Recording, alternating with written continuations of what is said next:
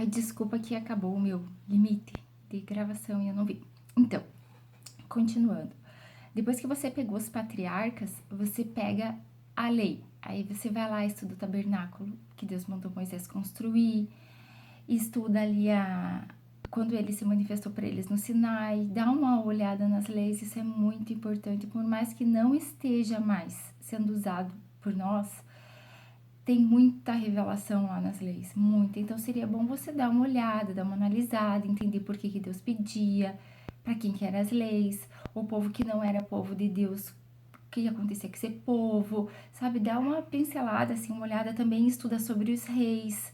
Houve uma divisão de reino, porque antes Israel era um reino só, depois ele foi dividido.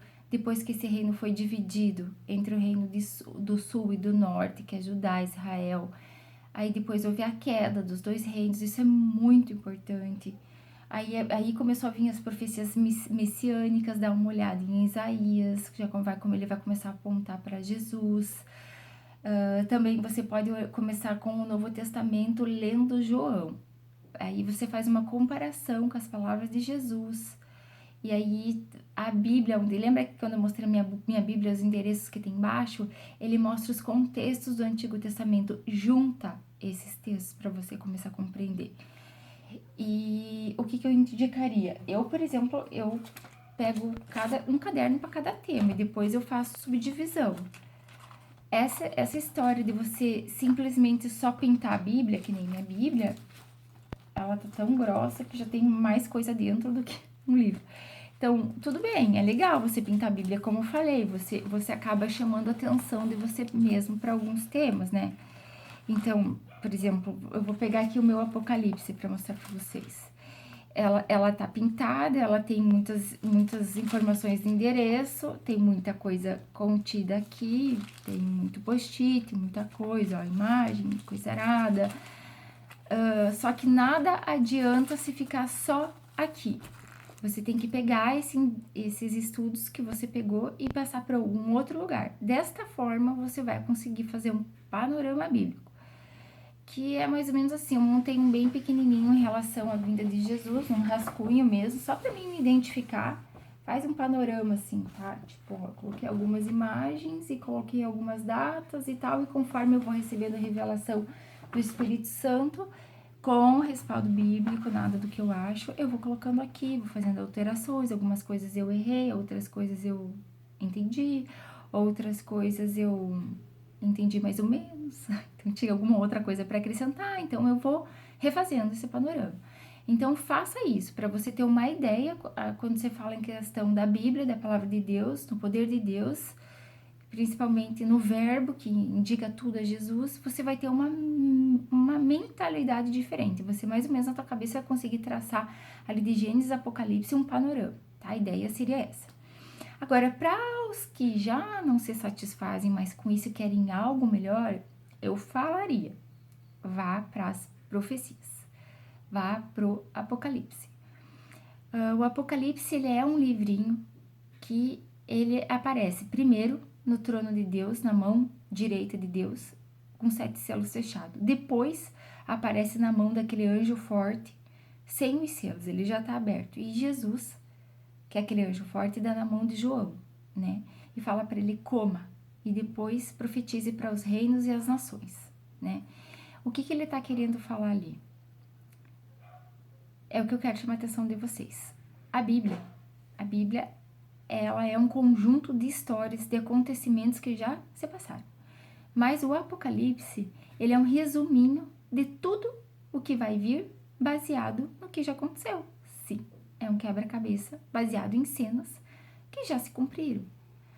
Por exemplo, quando a gente fala da Grande Babilônia, você tem que ir lá, ler o texto, ver o que fala e achar na Bíblia aonde que está esse texto. Quando ele fala de Gog, lá em Apocalipse, você tem que ver aonde tem esse nome Gog. Aí você vai fazendo as tuas marcações. Você junta todas as palavras como se fossem palavras-chave, palavras interligadas com os textos juntos. Você vai juntando. Eu abri uma planilha no Excel e cada planilhinha embaixo, sabe quando você adiciona uma planilha nova? Eu coloco um tema novo, mais um tema novo. Baseado nisso, eu peguei cadernos de desenho, por exemplo, cadernos de desenho. Então, eu faço primeiro um panorama aqui, depois junto os versículos que eu separei lá, traço meus estudos no caderno, eu marco todas as revelações baseadas no versículo nos cadernos, com os seus subtítulos aqui, e aí depois eu jogo tudo, escrevo com as minhas próprias letras, com as minhas próprias palavras, o que eu entendi num estudo à parte. Por quê?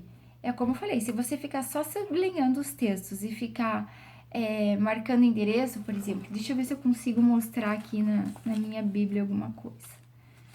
Eu quero mostrar pra vocês. Por exemplo, meu Apocalipse, ele é todo riscado. Olha, veja se dá pra ver.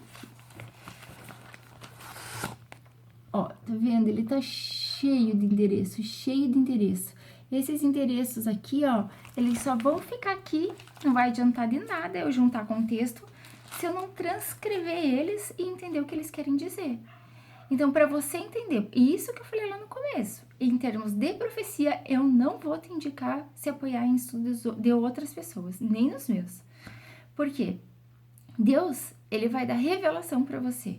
Quando Jesus disse assim, ó, lá em Mateus 11:25, graças te dou, ó Pai, porque ocultaste essas coisas dos grandes entendidos e revelaste aos teus pequenininhos.